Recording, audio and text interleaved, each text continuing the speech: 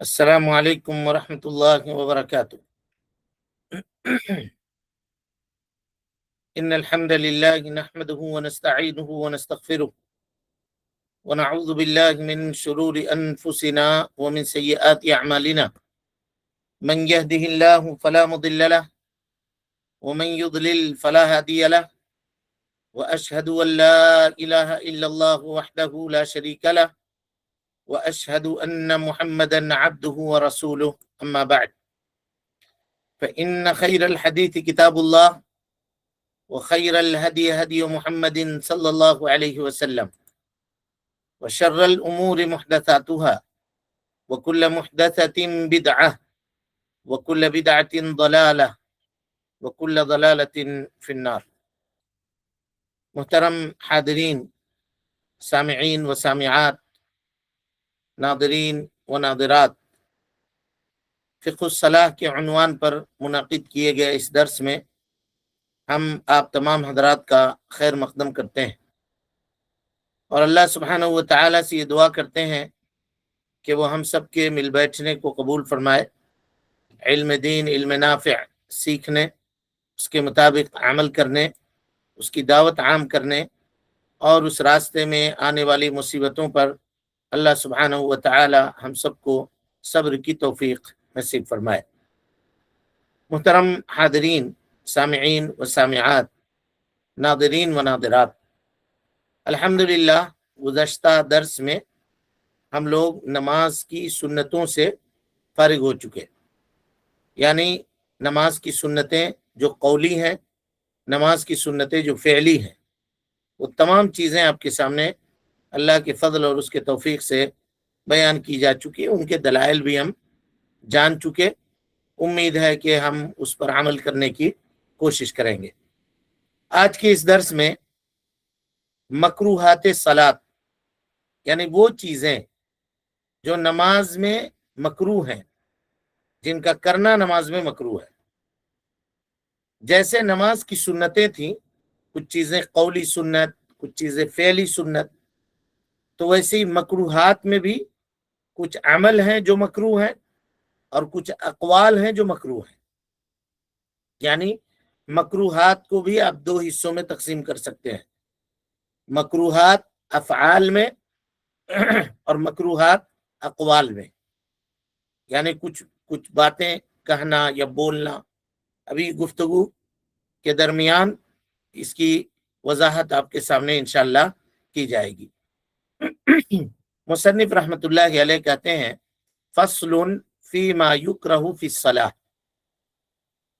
اس سلسلے میں بیان کہ وہ چیزیں جو نماز میں مکروہ ہیں، فی ما یکرہ فی الصلاۃ، جو چیزیں نماز میں مکروہ ہیں۔ نماز میں مکروہ ہیں کا کیا مطلب؟ تو سب سے پہلے مکروہ کو سمجھیں ہم۔ مکروہ شریعت کی اصطلاح میں، اصول فقہ میں کہتے کس کو ہیں؟ تو اصول فقہ میں مکروہ کہتے ہیں الذی یثاب تارکہ، جس کے چھوڑنے والے کو ثواب سے نوازا جائے، ولا یبطل فعلہ الصلاۃ، اور اگر کوئی آدمی نماز میں وہ کام کر دے تو اس کی نماز باطل نہیں ہوگی، اس کی نماز باطل نہیں ہوگی۔ اور یہ تو نماز کا معاملہ ہوا، لیکن اصول فقہ میں مکروہ کس کو کہتے ہیں؟ مکروہ کہتے ہیں الذی یثاب تارکہ، جس کے ترک کرنے والے کو ثواب دیا جائے گا، اور ولا یعاقب فاعلہ، اور اس کے کرنے والے کو سزا نہیں ملے گی، اس کے کرنے والے کو سزا نہیں ملے گی۔ مباح کا الٹا، مباح میں کیا ہے؟ اگر کوئی آدمی کر لے تو اس کا ثواب ہے مستحب میں، اور اگر ترک کر دے، چھوڑ دے مستحب کو، مباح کہہ رہے ہیں مستحب کو، تو اس کے اوپر اس کی پکڑ نہیں ہے، اس کے اوپر اس کو سزا نہیں دی جائے گی۔ اسی کا جسٹ الٹا ہے، کیا ہے؟ مکروہ۔ اب اس کی ایک مثال لیجئے۔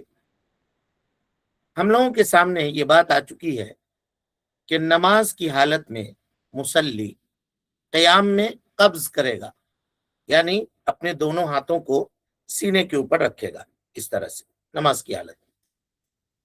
اب اگر کوئی آدمی صدل کرے، صدل کا مطلب یہ ہے کہ ہاتھوں کو لٹکا دے، اللہ اکبر، ہاتھ نیچے رکھے، جیسا کہ مالکیہ کرتے ہیں. تو ہاتھ کا لٹکانا یہ مکروہ ہے.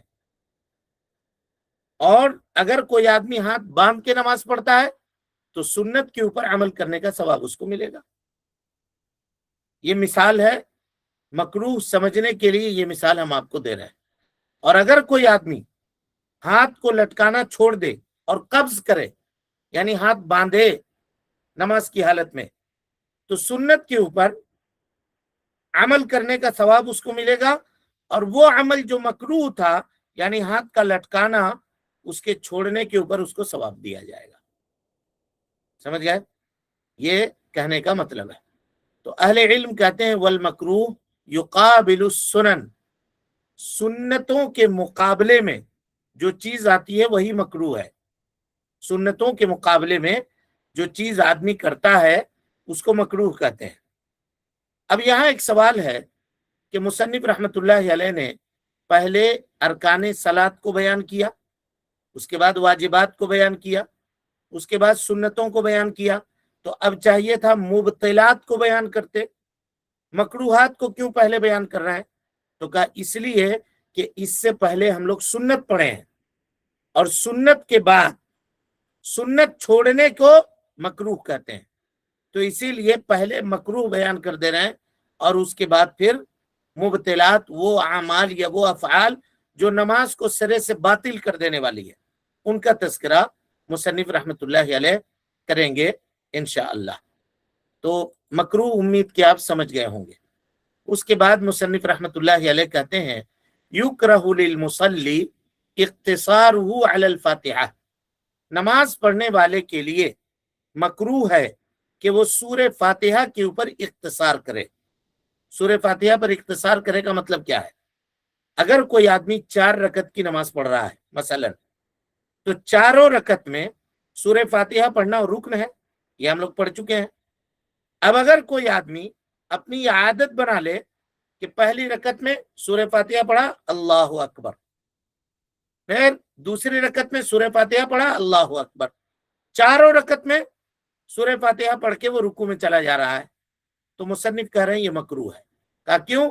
اس لیے کہ اللہ کے نبی صلی اللہ علیہ وسلم کی سنت ہے کہ اللہ کے نبی صلی اللہ علیہ وسلم فاتحہ کے بعد، یعنی سورۃ الفاتحہ کی تلاوت کے بعد، قرآن مجید کی آیتوں میں جو آپ کو میسر ہوتا پڑھتے تھے، جو میسر ہوتا وہ پڑھتے تھے. تو اس سے یہ پتا چلا کہ اگر نماز رباعی ہو، رباعی مانے 4 رکعتوں والی، تو شروع کے 2 رکعت میں اگر کوئی آدمی صرف سورہ فاتحہ کر کے رکوع کر لے تو اس کا یہ عمل مکروہ ہوا. اسے کیا کرنا ہے؟ اس کے ساتھ کوئی سورہ ضرور ملانا ہے. اور اگر 2 رکعت والی نماز ہے تو سورہ فاتحہ کے بعد سورہ پڑھے گا، اور 4 رکعت والی اگر نماز ہے تو 2 رکعت، شروع کے جو 2 رکعت ہیں اس میں سورہ فاتحہ بھی اور اس کے ساتھ سورہ بھی پڑھے گا. کوئی بھی سورہ، کوئی بھی آیت قرآن مجید کی، اس کی وہ تلاوت کرے گا. اب رہے آخر کے 2 رکعت، اگر 4 رکعت والی نماز ہے اور 3 رکعت والی نماز ہے جیسے مغرب، تو آخر کی 1 رکعت، تو اس میں کیا کرے گا؟ تو اس میں سورہ فاتحہ پڑھ کے اگر وہ رکوع کرنا چاہتا ہے کر سکتا ہے. اور اگر کبھی کبھار وہ چاہے کہ اس میں بھی کوئی سورہ ملائے، سورہ فاتحہ کے ساتھ ساتھ کوئی سورہ ملانا چاہتا ہے، یعنی ظہر کی جو آخر کی 2 رکعت ہے اس میں اور مغرب کی آخر کی جو 1 رکعت ہے اس میں اگر وہ چاہتا ہے کہ سورہ فاتحہ کے ساتھ کوئی اور سورہ پڑھے تو پڑھ سکتا ہے. اللہ کے نبی جناب محمد رسول اللہ صلی اللہ علیہ وسلم سے یہ بھی ثابت ہے. لیکن اگر کوئی آدمی اختصار کرنا چاہے سورہ فاتحہ کے اوپر تو الحمدللہ اس کی نماز درست ہوگی. اس میں صرف جو ہے سنت کے اوپر عمل نہ کرنے کا اس کو ثواب نہیں ملے گا. سنت کے اوپر عمل اگر وہ آدمی کر لیتا تو اس کا ثواب ملتا، لیکن اب جو عمل نہیں کر رہا ہے اس پر اس کو ثواب نہیں ملے گا. ٹھیک ہے. اب بعض اہل علم کہتے ہیں کہ سنت کو چھوڑنے والے کو آپ مکروہ کیسے کہہ رہے ہیں؟ یہ ابن حزم رحمہ اللہ کہتے ہیں، کیونکہ ہم نے آپ کو اس سے پہلے ان کا قول ذکر کیا تھا آپ کے سامنے کہ وہ کہتے ہیں کہ اگر کوئی آدمی جان بوجھ کر کے سنت بھی ترک کرے، جان بوجھ کر کے، اس کی بھی نماز باطل ہو جائے گی، کیونکہ وہ سنت کو ترک کر رہا ہے۔ تو اہل علم کہتے ہیں کہ ایسا نہیں ہے، ابن حزم کا یہ کہنا مناسب نہیں ہے۔ کہا کہ سنت اگر مکروہ کے معنی میں ہے تو اس کی ایک مثال دیتے ہیں فقہا، کہتے ہیں کہ اگر کوئی آدمی نماز میں سدل کرے، یعنی ہاتھ لٹکا کے نماز پڑھے، اس کی نماز ہوگی یا نہیں ہوگی؟ تو سب کہتے ہیں کہ نماز اس کی ہو جائے گی، نماز اس کی باطل نہیں ہوگی۔ تو اب جب نماز اس کی باطل نہیں ہوگی تو اس عمل کو، یعنی قبض کو جو اس نے چھوڑا، اس کو کیا کہیے گا؟ یہی تو کہیے گا کہ مکروہ عمل کیا، اس نے ایسا عمل کیا جو نہیں کرنا چاہیے تھا، کراہت والا عمل کیا۔ اور مکروہ کے معنی جس کے چھوڑنے کے اوپر ثواب ہو اور جس کے کرنے والے کے اوپر کوئی عقاب نہیں ہو۔ یہ مت سمجھیے گا کہ مکروہ کے معنی ڈبل حرام، جس کے حرمت پر کراہت بھی ہو، بعض لوگ یہ کہتے ہیں۔ تو فقہ کے اصطلاح میں، اصول فقہ کے اصطلاح میں مکروہ کس کو کہتے ہیں؟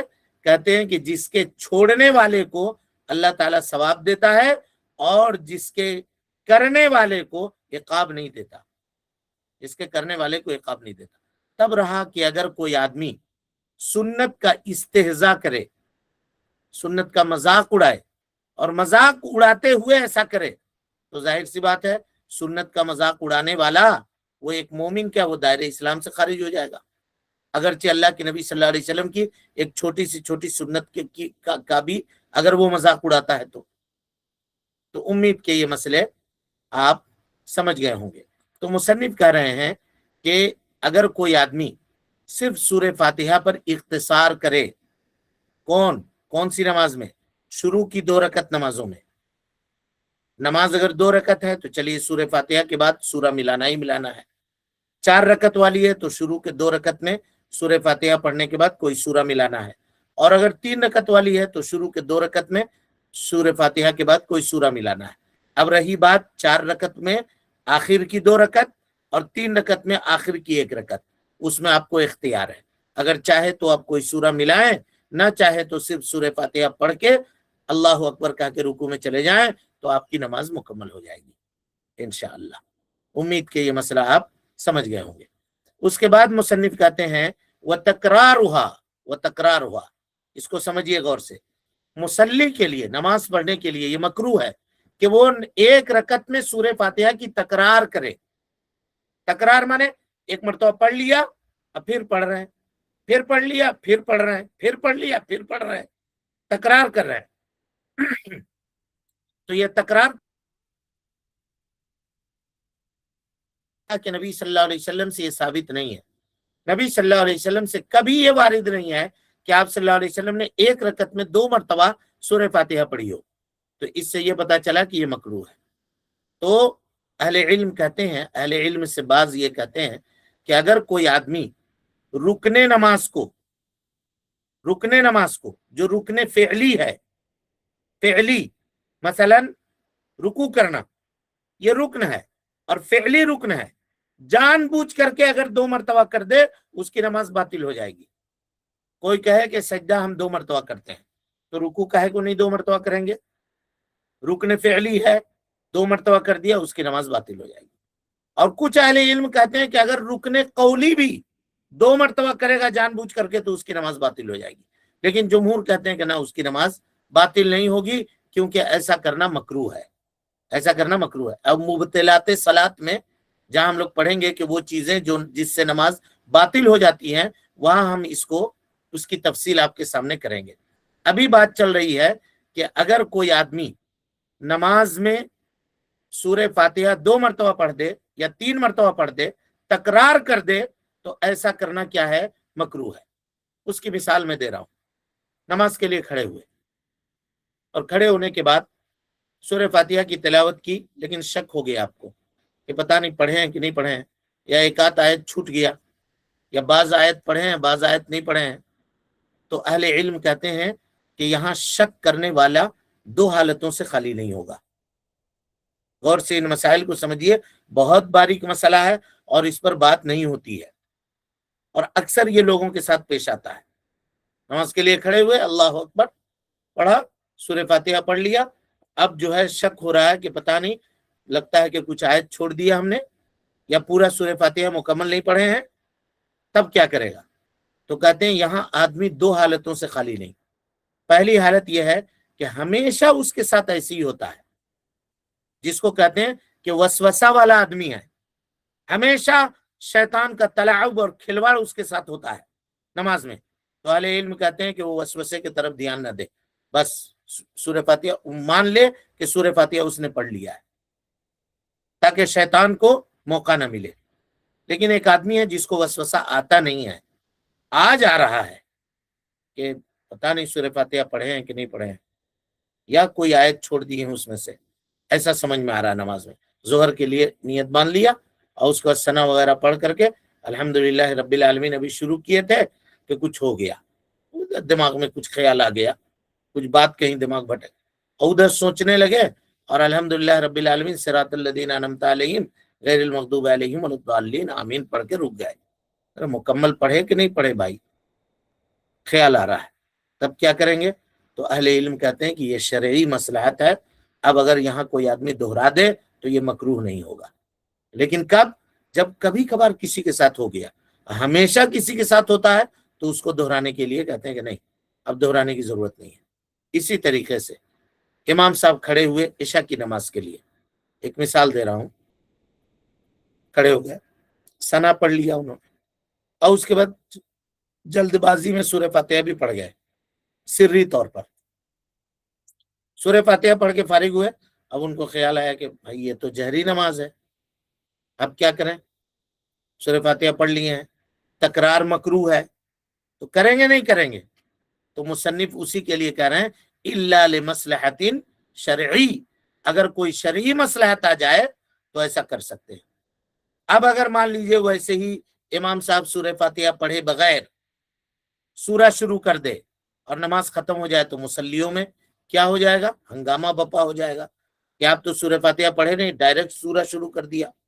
تو یہ مصلحت ہے شرعی، اب کیا کرے؟ تکرار کر دے، پھر سے بلند آواز میں جہری طور پر سورہ فاتحہ پڑھ لے. تو کہہ رہے ہیں کوئی مصلحت شرعی ہو اور سورہ فاتحہ وہ ڈبل پڑھ لے رہا ہے تو اس میں کوئی حرج کی بات نہیں ہے، کیونکہ شرعی مصلحت ہے وہاں پر. امید کہ یہ مسئلہ آپ سمجھ گئے ہوں گے. اور وہ آدمی جس کو وسوسہ آ رہا ہے، تو وسوسے والے کی دو قسم ہم نے بیان کی. ایک ہے جس کو ہمیشہ آتا ہے تو وہ دہرائے گا نہیں، لیکن ایک ہے کبھی کبھار اس کے ساتھ ایسا ہو رہا ہے تو اہل علم کے صحیح قول کے مطابق سورہ فاتحہ وہ دہرا لے، اور اس کا دہرا لینا مکروہ نہیں ہوگا. اس کے بعد مصنف کہتے ہیں وہ التفاتہ بلا حاجہ، بغیر حاجت کے نماز میں مصلی کیا کرے؟ ادھر ادھر تاکے، ادھر ادھر دیکھے. مصلی کے لیے مکروہ ہے کہ کوئی حاجت نہیں ہے اور وہ ادھر ادھر دیکھ رہا، تب رہا کہ یہ دیکھنا جو ہے نا بغیر گردن کے گھمائے، بغیر گردن گھمائے ایسے ایسے اگر دیکھ رہا ہے تو. لیکن اگر ایسے دیکھے گا، ایسے ایسے کر کے دیکھے گا تو اس کی نماز باطل ہو جائے گی، کیونکہ قبلے سے انحراف ہو گیا، قبلے سے انحراف ہو گیا. الا یہ کہ شرعی مصلحت ہو، اس کا ذکر ابھی ہم آپ کے سامنے بیان کریں گے. یہ التفات کی بات کیا ہو رہی ہے؟ جو مکروہ ہے وہ نظر کا گھمانا. نماز میں ادھر نظر گھمائے ہوئے ہیں، کبھی ادھر گھمائے ہوئے ہیں، کبھی ایسے دیکھ رہے ہیں، کبھی نیچے دیکھ رہے ہیں، دائیں بائیں کر رہے ہیں. سر ٹھیک ہے، اسٹیٹ ہے، لیکن اگر سر گھما کے دیکھ رہے ہیں تو نماز باطل ہو جائے گی، کیونکہ قبلے سے انحراف کر دیا آپ نے، جان بوجھ کر کے قبلہ سے منحرف ہو گئے. تو ایسی صورت میں نماز نہیں ہوگی. جی وہ مبتلات صلاۃ میں ہم لوگ پڑھیں گے، جو چیزیں نماز کو باطل کر دیتی ہیں، انحراف قبلہ ہے اس میں، وہ وہاں پڑھیں گے انشاءاللہ. یہ کیا کر رہا ہے نا، صرف آنکھ گھما کر کے نگاہوں سے ادھر ادھر تک رہا ہے، چہرے سے نہیں، گردن کو ادھر ادھر نہیں موڑ رہا ہے. کہا کیوں یہ مکروہ ہے؟ کہا اس لیے کہ قبلے کے جانب توجہ کرنا، متوجہ ہونا، فَوَلُّوا وُجُوهَكُمْ شَطْرَ الْمَسْجِدِ الْحَرَامِ، اپنے چہرے کو مسجد حرام کی طرف کرو. یہ اللہ تعالیٰ کا آرڈر ہے. اللہ نے اور اسی طرح سے اللہ کے نبی صلی اللہ علیہ وسلم نے نماز میں سکون اختیار کرنے کا حکم دیا ہے. اسکنو فی الصلاۃ، نبی صلی اللہ علیہ وسلم نے فرمایا نماز میں سکون اختیار کرو. صحیح مسلم کی روایت ہے. اب جب سکون کے لیے کہا تو اب دائیں بائیں جانب جھانک رہے ہیں، تو یہ سکون کے مخالف ہوا یا نہیں ہوا؟ ام المومنین حضرت عائشہ صدیقہ رضی اللہ عنہا کہتی ہیں کہ میں نے اللہ کے نبی صلی اللہ علیہ وسلم سے نماز میں ادھر ادھر تاکنے کے متعلق پوچھا کہ اللہ کے نبی صلی اللہ علیہ وسلم نمازی نماز پڑھتے وقت دائیں بائیں ادھر ادھر تاک رہا ہے، اپنی نگاہ سے ایسے ایسے ادھر ادھر دیکھ رہا ہے، تو اس کا کیا حکم ہے؟ تو اللہ کے نبی صلی اللہ علیہ وسلم نے فرمایا ذاک شیطان، وہ شیطان ہے، یختلسہ، جو اس کے ثواب کو چھین رہا ہے. نماز کے ثواب کو کیا کر رہا ہے؟ ہوا اختلاس یختلسہ الشیطان من صلاۃ العبد، یہ اختلاس ہے، چھیننا ہے، جو شیطان بندے کے نماز کے ثواب کو چھین رہا ہوتا ہے، اس سے ادھر ادھر تاک کر کے اس کے نماز کے ثواب میں کمی ہو رہی ہوتی ہے. اس حدیث کو امام بخاری نے اپنے صحیح کے اندر روایت کیا ہے. تو اس سے یہ پتا چلا کہ نماز میں بغیر حاجت کے ادھر ادھر تاکنا یہ مکروہ ہے. لیکن اگر حاجت ہو تو،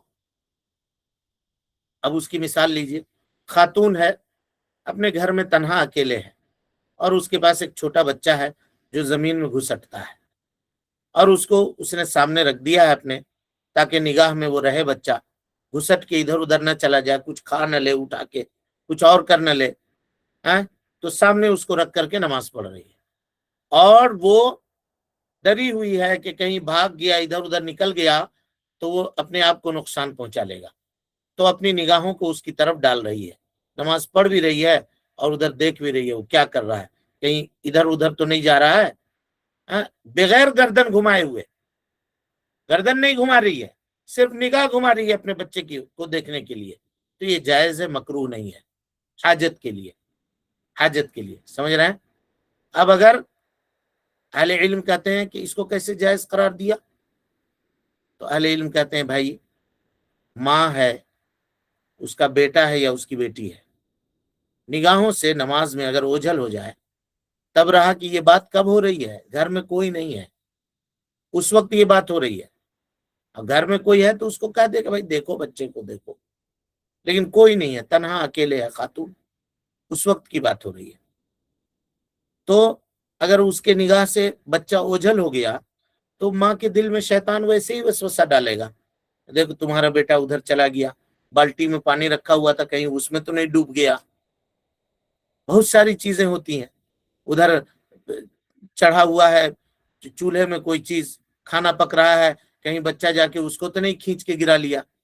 وہاں آئرن کرتے ہیں، اوپر آئرن رکھا ہوا ہے، کہیں وائر پکڑ کے کھینچ کے اپنے اوپر تو نہیں گرا لے گا آئرن.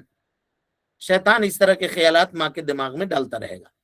تو اسی لیے شریعت نے اجازت دی کہ بچے کی ماں ہو، سامنے رکھ کے نماز پڑھ رہی ہو، تو اگر نگاہ ہے اس کی طرف اور دیکھ رہی ہو ادھر، ایک آدھ مرتبہ کہ بچہ کہیں ادھر ادھر تو نہیں جا رہا، تو ایسی صورت میں اس کے لیے جائز ہے. یہ آپ کا دین کتنا سہل ہے، کتنا آسان ہے، آپ اس کا اندازہ لگا سکتے ہیں، اس کا اندازہ لگا سکتے ہیں. یہ الگ بات ہے کہ ہم لوگ دین کو سمجھتے نہیں، دین کو سیکھتے نہیں ہیں. اگر دین آدمی سیکھ لے تو اس سے زیادہ آسان کوئی چیز نہیں ہے. اچھا، اسی طریقے سے ایک آدمی ہے جس کو نماز میں وسوسہ ہو رہا ہے، تو اللہ کے نبی صلی اللہ علیہ وسلم نے اس کو کہا کہ نہیں کہ بائیں جانب ایسے کر کے تھو تھو کرو. تو یہ کب ہے؟ جب کبھی ایک مرتبہ، دو مرتبہ، ایک آدھ مرتبہ ہو تب. لیکن ایک آدمی ہے جس کو ہمیشہ نماز میں وسوسہ ہی رہتا ہے، شروع سے لے کے آخر تک، اللہ تعالیٰ محفوظ رکھے، تو کیا کرے گا؟ ہر وقت تھو تھو تھو تھو ایسے ہی کرتا رہے گا نماز میں. تو اہل علم کہتے ہیں کہ اس کے لیے اجازت نہیں ہے، اس کے لیے نہیں ہے. ہاں کوئی آدمی ہے کبھی یہ وسوسہ نہیں آتا ہے، لیکن آج نماز کے لیے کھڑے ہوئے ہیں تو دماغ ٹھہر ہی نہیں رہا ہے، ادھر ادھر چلا جا رہا ہے، تو ایسی صورت میں ایک مرتبہ اعوذ باللہ من الشیطان الرجیم ایسا کر لیا تو کوئی حرج کی بات نہیں ہے. تو اجازت ہے. کیوں؟ حاجت کے وقت، ضرورت کے وقت. کس کے لیے؟ جس کو کبھی کبھار وسوسہ آ جائے. اچھا، اب آپ کہیے گا کہ حاجت کے وقت ایسا کرنا مکروہ نہیں ہے، اس کی کیا دلیل ہے؟ تو اس کی کئی ایک دلیلیں ہیں، ذرا دیکھ لیجئے دلیلوں کو۔ حضرت عبداللہ ابن عباس رضی اللہ عنہما کہتے ہیں کہ میں نے اللہ کے نبی صلی اللہ علیہ وسلم کو دیکھا کہ آپ صلی اللہ علیہ وسلم نماز میں کبھی دائیں جانب کبھی بائیں جانب دیکھتے تھے، اور آپ اپنی گردن ہلاتے نہیں تھے، گردن جھکاتے نہیں تھے۔ اس حدیث کو امام ترمذی نے، امام نسائی نے روایت کیا ہے، اور علامہ البانی رحمۃ اللہ علیہ نے اس کو صحیح قرار دیا ہے، اس کو صحیح قرار دیا ہے۔ کہ اللہ کے نبی صلی اللہ علیہ وسلم مسجد میں داخل ہوئے، اور صحابہ کرام رضوان اللہ علیہ مجمعین مسجد میں بیٹھے ہوئے تھے، صحابہ کی جماعت بیٹھی ہوئی ہے، اب نماز میں کھڑے ہوئے تو دیکھ رہے ہیں اسے صحابہ کی طرف، ادھر بیٹھے ہوئے ادھر صحابہ کی طرف، ادھر بیٹھے ہوئے ادھر صحابہ، دیکھا آپ نے کسی حاجت سے، کسی وجہ سے آپ نے دیکھا، تو اتنا حاجت اگر ہے تو اہل علم کہتے ہیں کہ یہ جائز ہے، یہ مکروہ نہیں ہے۔ اسی طرح ایک اور حدیث لیجئے، اللہ کے نبی جناب محمد رسول اللہ صلی اللہ علیہ وسلم، یہ حدیث ابو داؤد میں ہے، ایک مرتبہ سفر میں تھے، جنگ کا سفر تھا، تو نبی صلی اللہ علیہ وسلم نے ایک جگہ پڑاؤ ڈالا، صحابہ کرام بھی رات کے وقت ٹھہر گئے وہاں پہ، آپ نے پڑاؤ ڈالا، تو درمیانی رات میں ایک صحابی کو نبی صلی اللہ علیہ وسلم نے پہاڑ کے چوٹی پر بھیجا، جاسوس بنا کر کے، خبر لانے کے لیے، سامنے والوں کی ایکٹیویٹی پہ دھیان رکھنے کے لیے صحابی کو بھیج دیا کہ آپ جا کر کے کچھ خبریں لے کر کے آئیے، جاسوسی کے لیے بھیجا۔ جنگ میں یہ ساری چیزیں بڑی اہمیت کی حامل ہوتی ہیں۔ صحابی گئے، رات بھر، رات کٹ گئی، فجر کا وقت ہو گیا، اذان دی گئی۔ اب اللہ کے نبی راستے پہ دیکھ رہے ہیں کہ اس کو بھیجا تھا، اذان کی آواز تو اس تک پہنچی ہوگی، آیا کیوں نہیں؟ انتظار کیا، پھر اقامت کا وقت ہو گیا، اقامت کہہ دی گئی، اب بھی نہیں آیا۔ تو اب اللہ کے نبی صلی اللہ علیہ وسلم جو راستہ تھا وہ قبلے کے جانب پڑھ رہا تھا، ادھر ہی نماز پڑھ کے کھڑے ہوئے، نماز پڑھنے کے لیے کھڑے ہوئے، اور آپ کی نگاہیں راستے کی طرف تھی، راستے یعنی اتنا مشغول ہوئے اللہ کے نبی صلی اللہ علیہ وسلم اس صحابی کے معاملے میں، اور ایسی تشویش لاحق ہوئی آپ کو کہ کیا ہو گیا اس کے ساتھ، اس کو بھیج دیا تھا، اذان کی آواز سن لیا، اقامت کی آواز سن لیا، جماعت کھڑی ہوئی، آیا کیوں نہیں اب تک؟ تو دھیان جو تھا وہ نماز ہی میں ادھر تھا، تو نبی صلی اللہ علیہ وسلم ادھر ہی دیکھنے لگے۔ اس سے استدلال کر کے اہل علم کہتے ہیں کہ اگر ماں ہے، اس کا بچہ ہے سامنے، وہ رکھ کر کے نماز پڑھ رہی ہے، اور اس طرح کے مسائل اس کے ساتھ پیش آ رہے ہیں، اور اپنی نگاہ کو بغیر گردن گھمائے بچے کے اوپر رکھی ہوئی ہے وہ، تو ایسی صورت میں انشاءاللہ اس کا یہ عمل مکروہ نہیں ہوگا۔ یہ دلیلیں ہم نے آپ کے سامنے رکھ دی، اور اتنے میں جیسے آپ نے نماز شروع کی، تھوڑی دیر کے بعد صحابی آ گئے، تھوڑی دیر کے بعد آ گئے صحابی، تو خیر پھر اس کے بعد اللہ کے نبی صلی اللہ علیہ وسلم نے جب حاجت ختم ہو گئی تو ادھر آپ نے دیکھنا بند کر دیا، جیسے دیکھا کہ وہ گھوڑ سوار اتر رہا ہے، الحمدللہ۔ اس حدیث کو امام ابو داؤد نے روایت کیا ہے، اور علامہ البانی رحمۃ اللہ علیہ نے اس کو صحیح قرار دیا ہے۔ تو اس سے یہ پتا چلا کہ نماز پڑھنے والا اگر اس کو حاجت اور ضرورت پیش آ جائے، اور نماز کی حالت میں بغیر گردن گھمائے دائیں بائیں جانب اس کو دیکھنے کی ضرورت پڑے تو دیکھ سکتا ہے، کوئی حرج کی بات نہیں ہے۔ کبھی کچھ چیز آدمی رکھے ہوتا ہے، اس کے طرف نگاہ رکھنے کی ضرورت ہوتی ہے، تو اب اگر یہ ضرورت کی وجہ سے بغیر گردن گھمائے ادھر وہ دیکھ رہا ہے تو انشاءاللہ کچھ حرج کی بات اس میں نہیں ہوگی۔ الحمدللہ یہ باتیں آپ سمجھ گئے ہوں گے۔ اس کے علاوہ کی جو مکروہات ہیں انشاءاللہ پھر کل کے درس میں اس کی وضاحت ہم آپ کے سامنے کریں گے۔ اللہ سبحانہ وتعالی سے دعا ہے کہ وہ ہم سب کو حسن عمل کی توفیق دے، رب العالمین ہم سب کی اصلاح فرمائے، نیکیوں کو قبول کرے، سیئات سے درگزر فرمائے، جب تک زندہ رکھے دین اسلام پہ زندہ رکھے، اور جب اٹھائے ایمان پہ اٹھائے۔ آمین، وآخر دعوانا ان الحمدللہ رب العالمین۔